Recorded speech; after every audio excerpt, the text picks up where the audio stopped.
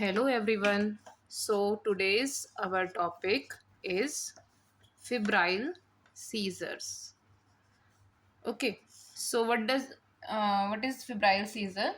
Febrile seizure is a seizure which occurs during fever. Febrile माने fever. तो जो seizures fever में होते हैं they are called as febrile seizures, लेकिन without any CNS infection or any neurological problem inside. So, what are febrile seizures? These are the seizures associated with fever without any CNS infection or any kind of neurological insult. और इसका peak as क्या होता है? 6 to 60 months, माने 6 month से लेके 5 साल तक के बच्चे. इनफैक्ट इस एज ग्रुप में febrile seizure is the most common convulsive event. Okay, so most common convulsive event in 6 to 60 months age group is febrile seizure. Okay, so now ये थी इसकी डेफिनेशन. अब इसका कारण क्यों क्या होता है, ये क्यों होता है? सी, हर फीवर में सीजर्स नहीं होते. ओके, बट इसकी इटियोलॉजी क्या होती है? Which is most commonly related with febrile seizures. The most common cause of this fever associated seizures is viral infection followed by bacterial infection. अब इस वायरल में कौन कौन आते हैं आपके? Influenza virus infection, para influenza, okay, और respiratory syncytial virus infection और रोटा वायरस इन्फेक्शन. ओके, एक तो ये कारण हो गया. दूसरा रीज़न क्या होता है? दूसरा रीज़न होता है वैक्सीनेशन.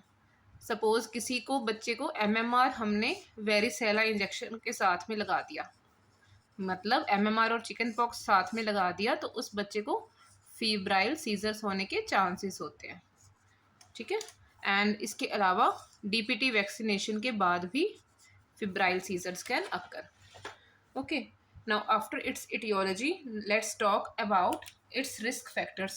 अब हर फीवर में तो सीजर्स होते नहीं है ना, तो रिस्क फैक्टर्स क्या है इसके रिलेटेड? एक तो मैंने तुम्हें बताया कि MMR का इंजेक्शन अगर हम वेरिसेला के साथ में लगा दें. दूसरा DPT वैक्सीनेशन के साथ में हो सकता है. तीसरा मैंने बताया वायरल इन्फेक्शंस के बाद, राइट. चौथा, किसी बच्चे में अगर लो जिंक लेवल्स हैं तो low zinc levels are associated with febrile seizures. पांचवा, किसी बच्चे के पेरेंट्स में अगर पॉजिटिव फैमिली हिस्ट्री है, मतलब बच्चे के पेरेंट्स को भी फिब्राइल सीजर्स की हिस्ट्री है इन दियर चाइल्डहुड, ओके, उसमें भी फिब्राइल सीजर्स होने के ज़्यादा चांसेस हैं. इसके अलावा of course body temperature increase होने से, it is the risk factor, right. Okay, इसके अलावा अगर मैटरनल स्मोकिंग, मदर में ड्यूरिंग प्रेगनेंसी स्मोकिंग की हिस्ट्री है. इसके अलावा अगर बच्चा प्री टर्म है हुआ था, ठीक है, या फिर बच्चा IUGR था. ओके, इसके अलावा अगर बच्चे में आयरन डेफिशिएंसी अनीमिया है, तो जिन बच्चों में आयरन डेफिशिएंसी अनीमिया होता है उन बच्चों में फिब्राइल सीजर्स के चांसेस बढ़ जाते हैं. So let's repeat. First of all, MMR injection varicella के साथ. Second, it can occur after DPT vaccination. Third, it can happen after any acute viral infection जैसे कि influenza, para influenza, respiratory syncytial virus, rota virus. इसके अलावा जिन जिन बच्चों में zinc level की कमी होती है. इसके अलावा positive family history. Next is of course heightened body temperature.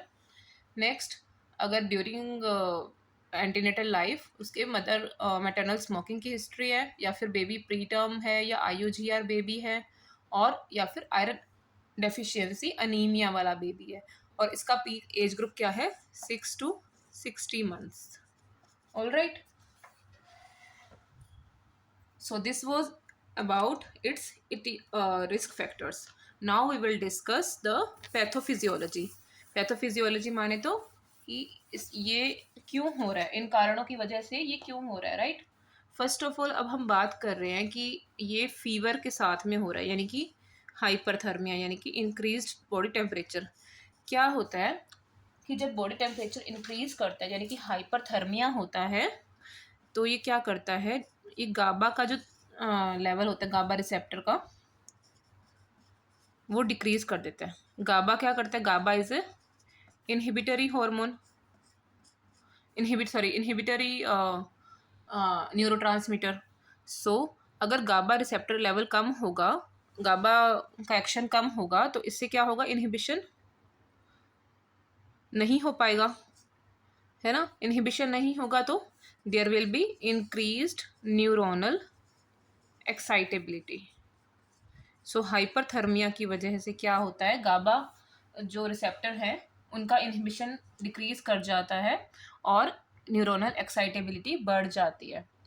Okay, other than that ये देखा गया है कि ड्यूरिंग द फिब्राइल सीजर्स कुछ प्रो इन्फ्लामेटरी साइटोकाइंस होते हैं, स्पेशली इंटरल्यूकिन 1 बीटा। ये क्या करते हैं, ग्लूटामेट का लेवल बढ़ा देते हैं। अब आपको पता है कि जो ग्लूटामेट है वो क्या है, एक्साइटेटरी न्यूरोट्रांसमीटर है, तो उसकी वजह से भी सीजर्स होने के चांसेस हो जाते हैं। ठीक है, थर्ड होता है जेनेटिक ससेप्टिबिलिटी, जो तुम्हें मैंने बताया कि पॉजिटिव फैमिली हिस्ट्री। ठीक है, तो जो पॉजिटिव फैमिली हिस्ट्री की हम बात करते हैं, ठीक है, मदर में या फादर में अगर फिब्राइल सीजर्स हुए हों उनको अपने अपने टाइम पे, तो बच्चे में भी होने के चांसेस होते हैं।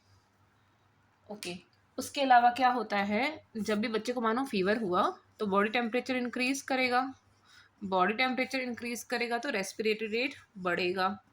ठीक है, रेस्पिरेटरी रेट बढ़ेगा तो उससे क्या होने के चांसेस होते हैं, रेस्पिरेटरी एल्कलोसिस होने के चांसेस होते हैं, राइट। रेस्पिरेटरी एल्कलोसिस होने से क्या होता है, ग्लूटामेट इंक्रीज करता है।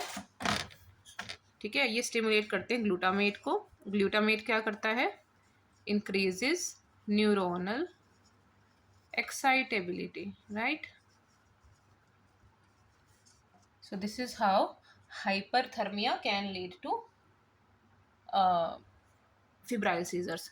अदर देन दैट मैंने बताया, अगर जिंक लेवल कम होगा, अगर आयरन लेवल कम होगा, तो उससे भी फिब्राइल सीजर्स हो सकते हैं।